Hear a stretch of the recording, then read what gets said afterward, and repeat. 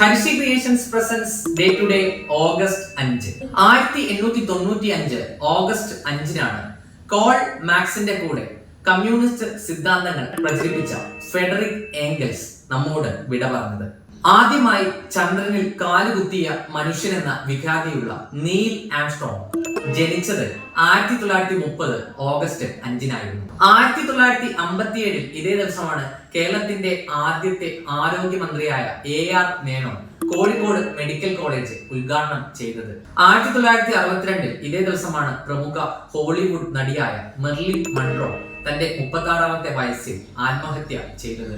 2000 August 5-നാണ് ഇന്ത്യക്ക് വേണ്ടി ടെസ്റ്റിൽ ആദ്യമായി സെഞ്ചുറി നേടിയ ലാല അമർനാഥ് നമ്മോട് വിട പറഞ്ഞത്. 2019 ഇതേ ദിവസമാണ് ജമ്മു കാശ്മീരിന് പ്രത്യേക പദവി നൽകുന്ന ആർട്ടിക്കിൾ 370 രാഷ്ട്രപതി റദ്ദാക്കിയത്.